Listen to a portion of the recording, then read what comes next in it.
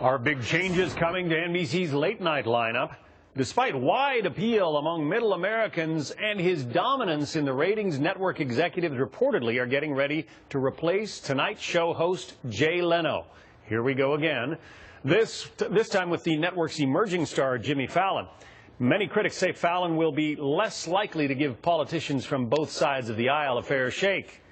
Warner Todd Huston from Breitbart.com writing, quote, he, Leno, has been more willing than any of his TV counterparts to mock Democrats and President Obama. Leno even recently got in trouble for poking fun at his masters at NBC. Still, even as he'll slap Obama and the Democrats, Leno is no conservative. For one, he's been criticized for being too friendly to Obama, as well as for buying into the absurd Republican war on women, end quote. Could Jay Leno get pushed out because he's too conservative? Let's bring in our News Watch panel. Alan Colmes is a syndicated radio host of The Alan Colmes Show and author of Thank the Liberals for Saving America and Why You Should. Jim Pinkerton is contributing editor and writer for the American Conservative magazine, also a Fox News contributor. Jim, Jay Leno is still #1 in late-night comedy. Why push him out? Well, I think that the point is that the critics have always despised him. Everybody says he's a nice guy and so on. However, he has no edge. He has no irony, and in the view of sort of the bi-coastal critical elites, and so they've had it in for him for a long time. Remember, they tried to do this almost 10 years ago with Conan O'Brien.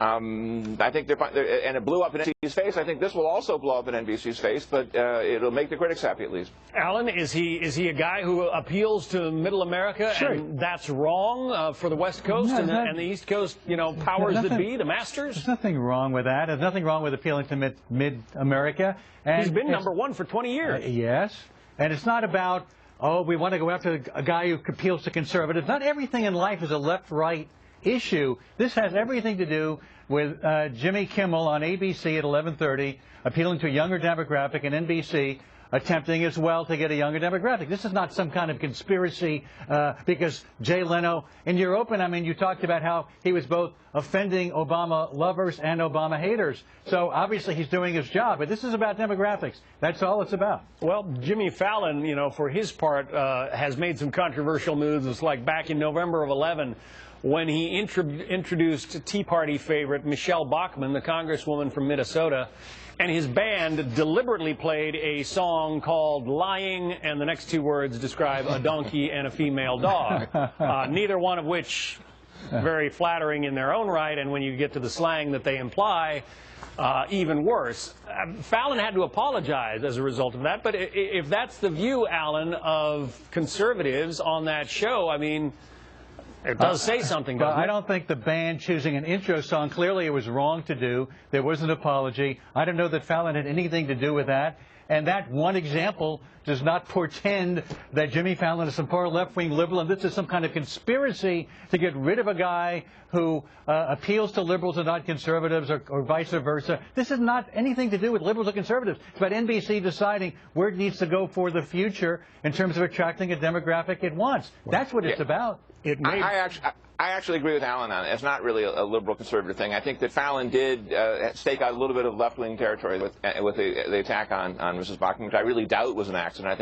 I really think these people control their shows more closely than. I do think, however, that Fallon is 25 years younger, and that makes a difference. I noticed the Wall Street Journal on Friday had a piece that said that this is Fallon now, YouTube video with him dancing with Mrs. Obama. Again, that's a partisan choice, but nonetheless, she's First Lady of all Americans. Dancing had 15 million views on YouTube, which is 5 times the audience of the Leno Show. This is a reminder that this new media stuff, left to right, is a huge deal, and I think it helped drive the audience and help convince NBC that Fallon's a better choice, even though I think that just as is going to happen with Matt Lauer on the Today Show, this business of kicking out Ann Curry, I think when the networks look mean, it hurts the viewership. You and Alan just agreed, and I got to wrap my head around that and bring you guys back on the other side of the break because there is that Matt Lauer thing to talk about. Back with more in a moment.